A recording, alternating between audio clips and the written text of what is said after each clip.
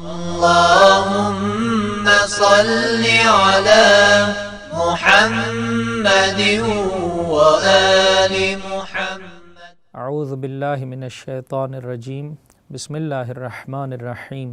اما بعد فقد قال رسول اللہ صلی اللہ علیہ وآلہ وسلم هو شہر دعیتم فیہ الی ضیافت اللہ وجعلتم فیہ من اہل کرامت اللہ. حضرت خطبے کے اس موقع پر ارشاد فرماتے ہیں یہ وہ مہینہ ہے دعیتم فیہ الی ضیافت اللہ کہ جس میں پروردگار تجھے اپنی مہمانی کی جانب بلا رہا ہے، اپنی مہمانی کی جانب بلا رہا ہے. وہ پروردگار ایک عام مہمان اگر ہمارے گھر پہ آ جائے اس کی نسبت سے کیا ہم سے چاہتا ہے. 11ویں امام حسن عسکری علیہ السلام ارشاد فرماتے ہیں دیکھو یاد رکھو تم میں سے جو اپنے بھائیوں کے حقوق سے اچھے طریقے سے واقف ہے اور بہترین طریقے سے اسے ادا کرتا ہے خدا کی بارگاہ میں سب سے زیادہ مقام و مرتبہ رکھتا ہے. اور پھر فرمایا جو اپنے بھائیوں کے لیے تواضع کرتا ہے، انکساری کے ساتھ پیش آتا ہے اپنے مومن بھائی کی نسبت سے، وہ اللہ کی بارگاہ میں صدیقین میں سے ہے اور علی ابن ابی طالب کے واقعی شیعوں میں سے ہے. اگر مولا کا انسان شیعہ بننا چاہتا ہے تو ایک مہمان جو اس کے دروازے پر آ گیا ہے اس کا حق ادا کرے. اور پھر اپنے جد امیر المؤمنین کا ایک واقعہ 11ویں امام پیش کر رہے ہیں کہ ایک مرتبہ ایک باپ اور بیٹا آپ کے پاس بطور مہمان آئے، اپنی جگہ پر بٹھایا، بہترین طریقے سے مہمان نوازی کی، سفرہ بچھایا، کھانا ان کے لیے فراہم کیا، یہاں تک کہ جب انہوں نے غذا تناول کر لی اور اب ہاتھ دھونے کا موقع آیا. جیسے آج بھی بعض جگہوں پر یہ رسم اور ثقافت ہے کہ مہمان کو اٹھنے نہیں دیا جاتا، اسی جگہ پر بیٹھا رہتا ہے اور آگے بڑھ کر میزبان اس کے ہاتھ دھلاتے ہیں.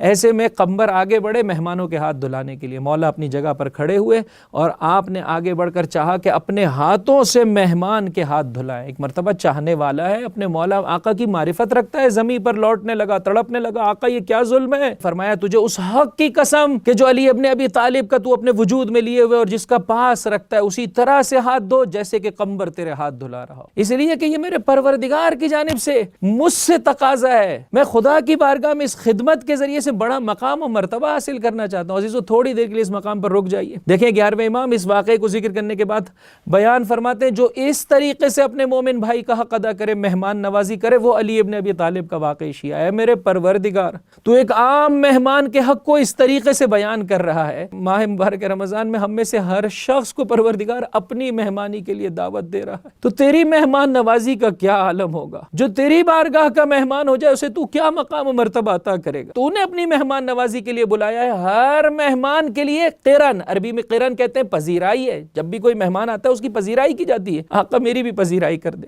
پروردگار اس مہینے میں پذیرائی کر رہا ہے اور وہ پذیرائی ہے کیا؟ جہنم کی آگ سے آزادی. وہ پذیرائی ہے کیا؟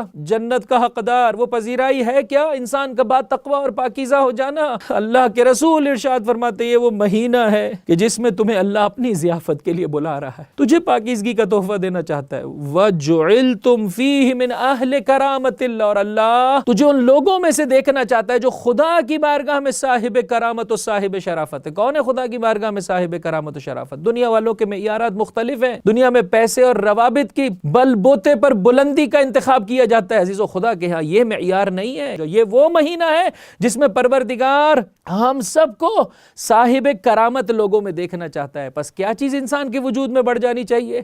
پاکیزگی انسان کے وجود میں بڑھ جانی چاہیے.